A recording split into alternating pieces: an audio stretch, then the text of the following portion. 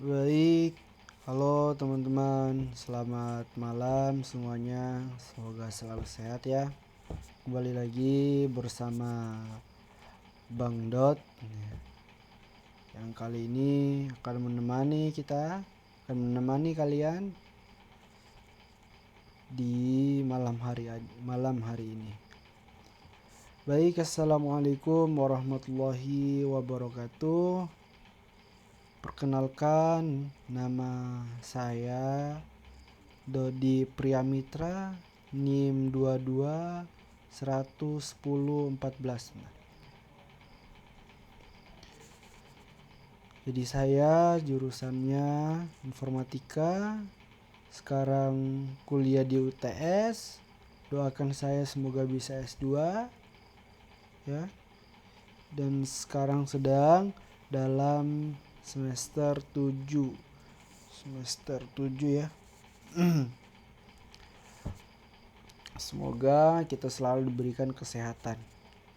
Teman-teman, kita harus tetap bersyukur kepada Allah Subhanahu wa taala, karena Allah Subhanahu wa taala yang telah memberikan kita nikmat sehingga kita bisa melakukan segala aktivitas ya, menikmati dunia ini tentunya ya. Makanya kita harus tetap mengucapkan alhamdulillah. Awali dengan bismillah, akhiri dengan alhamdulillah.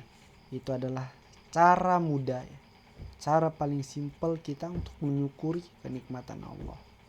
Kedua, tentunya mari kita terus melantunkan sholawat serta salam kita terhadap baginda Nabi Muhammad Sallallahu Alaihi Wasallam, dan Nabi akhir zaman yang telah membawa kita dari zaman kegelapan menuju zaman yang terang benderang ya. Kita harus tetap mengucapkan sholawat. Allahumma sholli ala Sayyidina Muhammad wa ala ali Sayyidina Muhammad. Baik teman-teman, itu tadi merupakan mukadimah supaya pertemuan kita pada kali ini itu diberkahi oleh Allah Subhanahu wa taala. Tentunya tidaklah berkah satu majelis itu tanpa memuji Allah, tanpa melantunkan salawat kepada baginda Nabi Sallallahu Alaihi Wasallam. Setiap kita mau apapun itu, jangan pernah lupakan Allah, libatkan Allah di dalam setiap aktivitasnya, maka Allah akan membantu. Ingat itu merupakan poin pentingnya. Ingat itu. Baik teman-teman, sekarang kita lanjut ke materi ya, pembahasan materi. Ini merupakan tugas UAS yang diberikan oleh Ibu Siska ya. Ibu Siska beliau ini merupakan salah satu dosen di UTS ya. Dia masuk 2024. Dia riwayat pendidikannya itu S1 Informatika Universitas Cordova, S2-nya di Multimedia Computing Universitas Teknikal Malaysia Malaka. Luar biasa ya, berarti Inggrisnya nggak diragukan lagi karena memang beliau merupakan lulusan dari universitas yang ada di Malaysia. Beliau sekarang bekerja sebagai dosen tetap di UTS dan dosen tidak tetap di Universitas Cordova. Beliau itu lebih fokusnya ke machine learning AI. Beliau salah satu pakar di situ ya. Machine learning AI dan data science. Nih beliau adalah salah satu pakarnya, teman-teman.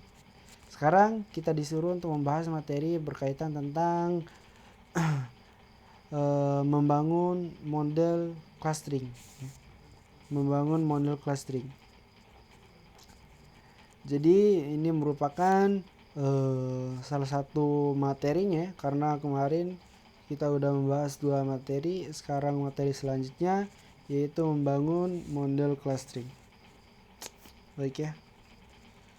Di slide 49 dan 50 di sini ada penugasan. Nah inilah sebenarnya yang akan kita bahas. Ini adalah poin inti yang akan kita bahas, yaitu tentang kuis dan game, kuis atau game serta penugasan yang ada di PPT ini.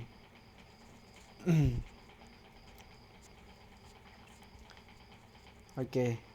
Untuk soal yang pertama di kuis itu, sebuah departemen store ingin menganalisa kelompok perilaku belanja dari pelanggannya.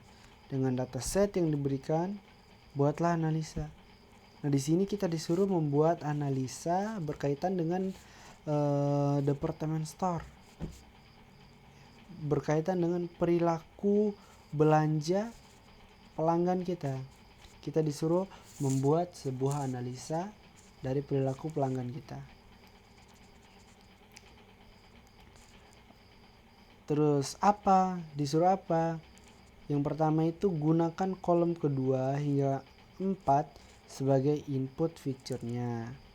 Yang kedua atau B, dengan metode elbow. Nanti kita menggunakan elbow ya. Analisa jumlah cluster yang tepat. Gunakan k-means clustering dan analisa hasilnya. Nanti kita akan menggunakan ini ya, atribut k-means ini untuk menganalisa hasilnya.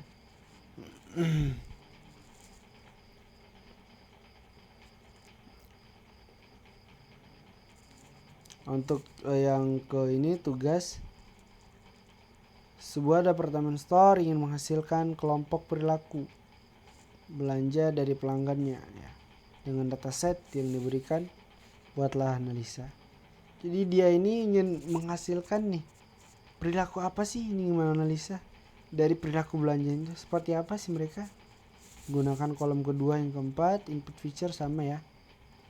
Dengan dendrogram diagram, analisa jumlah cluster yang tepat, gunakan hierarchical clustering dan analisa hasilnya, bandingkan hasilnya dengan menggunakan metode k-means. Ya, itu ya nanti ya.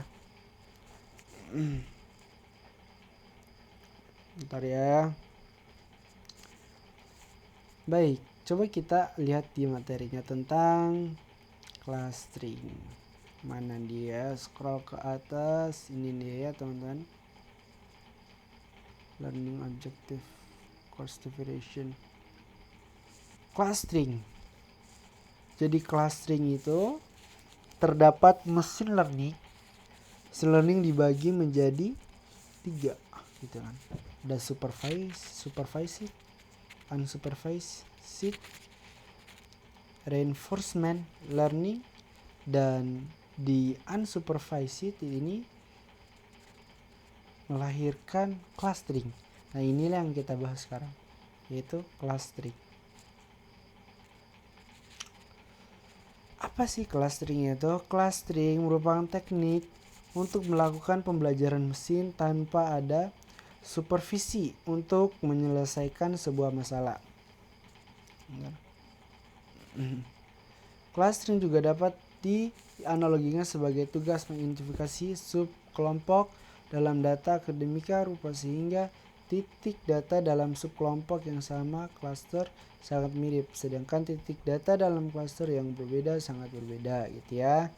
Keputusan tentang ukuran kemiripan dapat ditentukan melalui jumlah centroid masing-masing kelompok dan jaraknya. Clustering itu dibagi menjadi, ini ada 3 jenis. Setiap jenis ada ininya, ada turunannya. Pertama partition based clustering, hierarchical clustering, density based clustering. Ya di sini turunannya k-means, ya ini bagian partisi nih, partition. Fuji terus dan sebagainya. Kalau hierarki ada aglomeratif, divisify. Kalau sedangkan density based clustering dibebaskan. Nanti yang kita gunakan, kita bandingkan ini dua ini, partition based clustering sama hierarki. Nah, k-means sama aglomeratif. Apa itu k-means? K-means adalah salah satu algoritma clustering. Jadi dia ini algoritma, sifatnya itu interaktif. Mencoba untuk partisi dataset menjadi subkelompok non-overlapping berbeda yang ditentukan oleh cluster di mana setiap titik data yang memiliki oleh satu kelompok. Kalau K-means mencoba membuat titik data inti cluster semirip mungkin sambil dengan titik data yang lain pada satu cluster. K-means menetapkan poin data cluster sedemikian rupa sehingga jumlah jarak kuadrat antara titik data dan pusat masa cluster. Rata-rata aritmatika dari semua titik data yang termasuk dalam cluster itu minimal. Semakin sedikit variasi yang kita miliki dalam cluster, semakin homogen serupa titik data dalam cluster yang sama, gitu ya. Selanjutnya,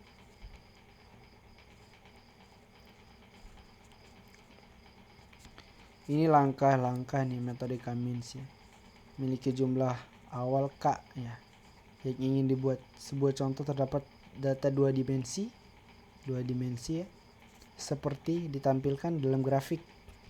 Langkah pertama adalah memilih jumlah cluster. Misal kita pilih untuk membaginya ke dalam dua cluster.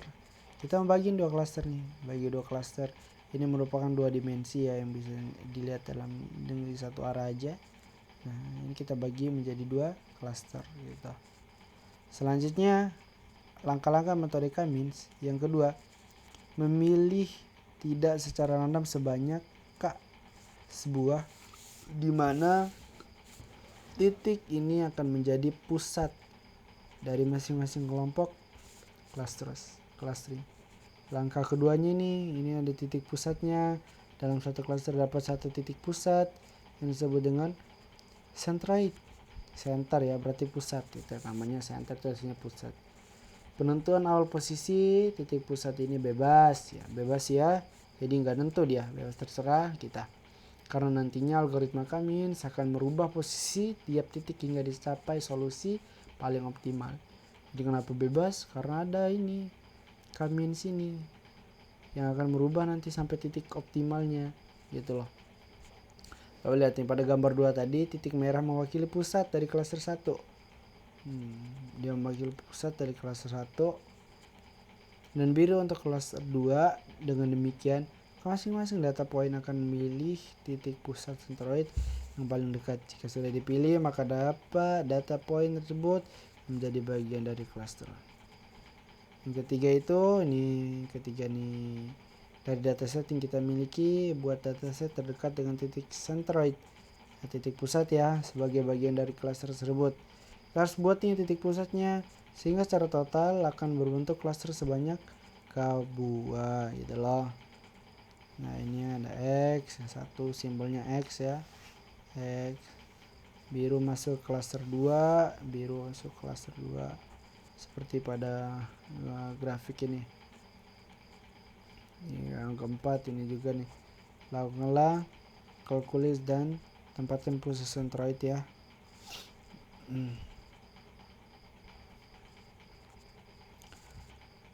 Clusternya, langkah ini dilakukan untuk menemukan centroid paling tepat untuk masing-masing cluster. Langkah keempatnya adalah melakukan perhitungan sesuai algoritma K-means, yaitu mencari posisi titik pusat yang paling sesuai gitu ya. Kita cari titik pusat yang paling sesuai. Perhitungan jarak masing-masing titik pusat cluster dapat menggunakan metode Euclidean distance. Ilustrasi perhitungan jarak dapat dihitung pada gambar 4. Ini ya caranya nih. Angka 5 nih, dari dataset kita bisa ambil titik pusat terdekat, centroid terdekat gitu ya.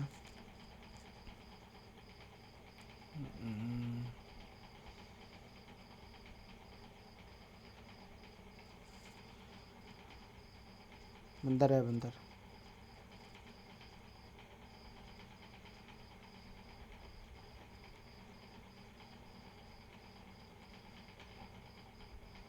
Oke, lanjut ya. Sampai mana tadi? Kembali ke langkah 4. Jika tidak, maka cluster yang terbangun sebaik.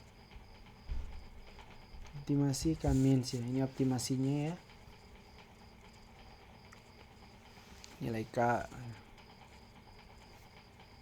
Optimasi K-means.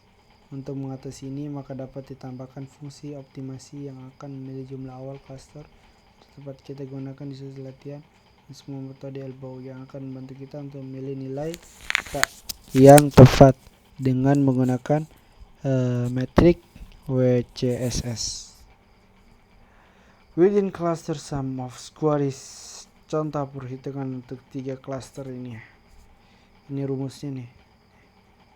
Ada rumusnya loh, keren. Loh. Optimasi K-means ya ini ya. Aduh, ini penjelasannya banyak banget ya. Ngantuk saya bacanya, aduh. Ini grafiknya nih, optimasi K-means. Studinya. Nah, ini nanti tuh. Gini nanti contoh codingnya menggunakan bahasa Python nih. Ini importnya. Kalau bahasa Python tuh mudah, gengs ya. Kayak simple life, simple problem gitu lah dia. Cuman input output ya, print langsung keluar. Ini sama yang kalau misalnya ini PHP, beda dia.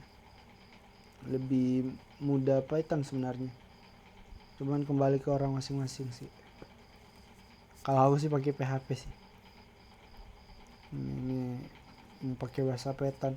Karena emang untuk mesin learning, AI segala macam itu lebih ke ini dia. Lebih ke bahasa mesinnya itu bahasa Python gitu ya. Lebih masuk ke situ, mau buat robot segala macam, IoT segala macam. Itu lebih ke bahasa Python. Sedangkan untuk website atau apalah website, pokoknya portofolio, buat portfolio itu lebih ke bahasa PHP dia ya. Iya. Ini ada studi kasusnya nih. Nah, studi kasusnya. Wih, banyak banget nih. Hasil pengelompokan data juga nih. Nah, kita coba ini ya, ini hierarki juga. Coba kita praktekkan ya. Ngantuk saya juga ini, aduh, bentar ya. Kita praktekin. Semoga kalian paham lah. Praktek kita biar cepat paham. Susah kalau teori gini. Nah, ini ya gamesnya tadi tuh. Oke, ini ya. Ini teman-teman. Untuk awalnya ya, yang teman-teman baru mulai gitu ya, gimana sih caranya supaya kita bisa prakteknya itu lancar. Pertama tuh kita harus punya datanya dulu. Dataset customer. Tadi saya tuh mengimpor data my komputer. Ini download karena simpan di mana tadi tuh, materi sense data. Di sini saya simpan tadi tuh dataset nih. Klik dulu, next. Muncullah data ini. Muncul di sini, kita simpan di lokal repository kita. Sini kita drag and drop here. Muncul ya di sini. Muncul di sini, klik. Nah, review dataset custom clustering. Baru di operatornya kita ini pilih atributnya. Pilih atribut ini wajib teman-teman. Atributnya. Nah, di sini kita akan seleksi. Kita akan memilih atribut yang mana nanti ya yang akan di spending di sini, yang akan di hiring di sini, itu kan.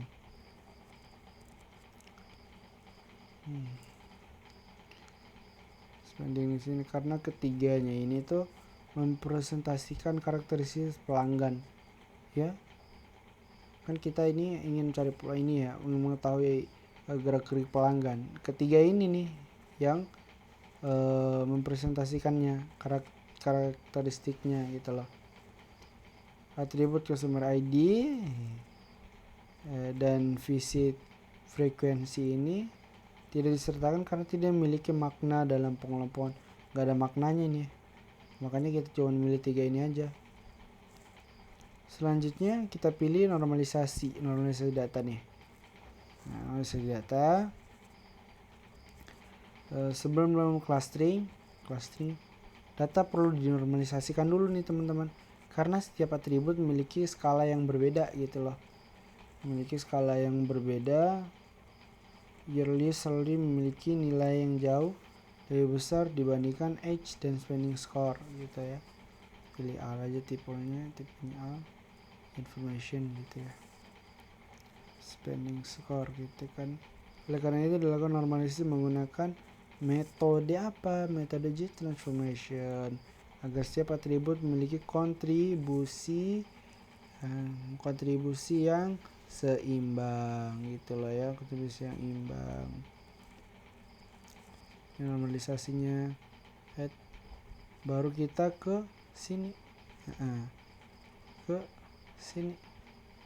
kita hapus dulu nih, ganggu aja nanti kamu ya. Nah kita pilih nih K-means sesuai dengan yang ada di soal, yaitu kita disuruh untuk menggunakan K-means clustering dan analisasi. Tak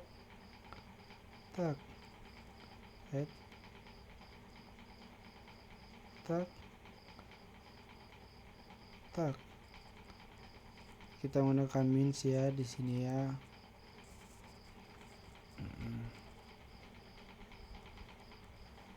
Kita silakan sekarang running ya.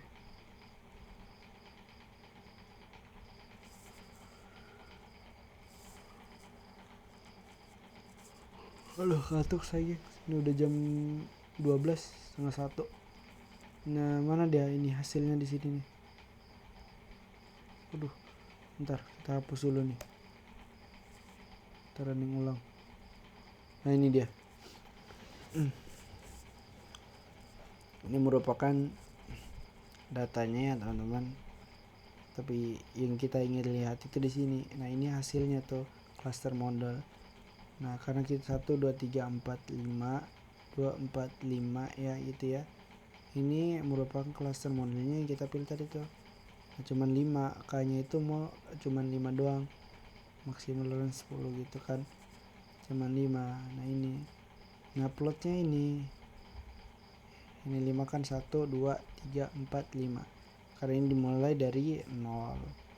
Ini merupakan analisis datanya. Terus yang soal kedua, bagaimana ini kalau kita menggunakan K-means ya, perbedaan cuma di sini doang sih kita menganalisanya. Kalau yang ini sama aja, tapi kita disuruh menggunakan hierarki clustering dengan menggunakan metode K-means gitu kan. Nanti dengan ada diagram ini nanti, dendrogram kita coba ke desain. Nah ini dia ya, K-means kita hapus, kita drop ini.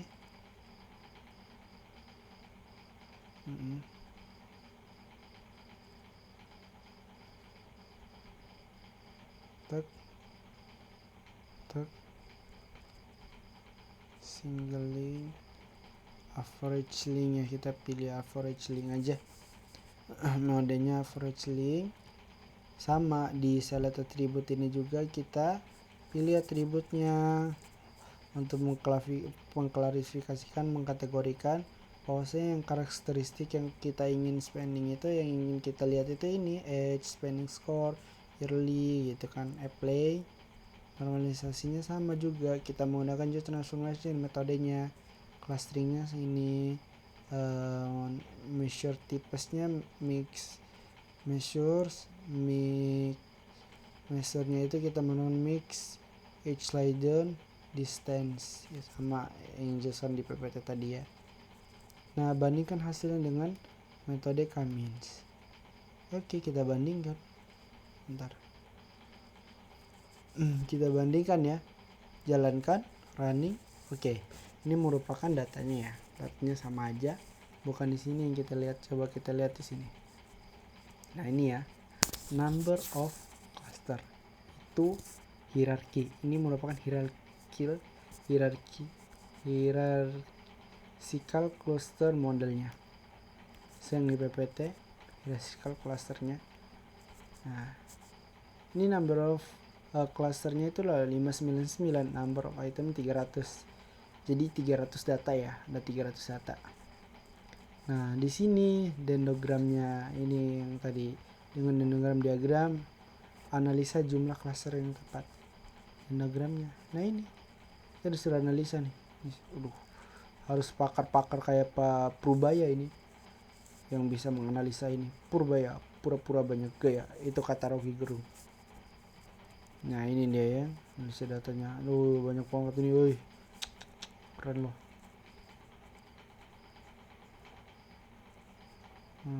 Datanya nih, folder view. Nah, ini tadi kan udah gitu doang sebenarnya. Datanya, hierarkinya, nah, itu kan mudah kan sebenarnya. Jadi teman-teman, nah tadi ya, tadi itu ya tadi ya. Jadi berdasarkan hasil clustering dapat disimpulkan ya bahwa pelanggan dapat dikelompokkan berdasarkan karakteristik usia tadi ya, ini ya, di usia, terus pendapatan dan perilaku pengeluaran. Clustering ini ya, clustering ini dapat membantu dalam pengambilan keputusan. Membantu sekali kita dalam pengambilan keputusan seperti strategi pemasaran yang lebih tepat sasaran. Ya iyalah, inilah gunanya kita belajar clustering. Supaya membantu kita untuk bisa melakukan strategi pemasaran. Itu ya teman-teman untuk video kali ini. Semoga kita semua bisa paham. Semoga ilmu hari ini bisa diberkahi oleh Allah. Ini merupakan hasilnya tadi itu. Tugas kedua udah kita jelaskan juga. Kuis juga udah kita jelaskan. Oke, saya ucapkan terima kasih. Sampai ketemu di video selanjutnya. See you.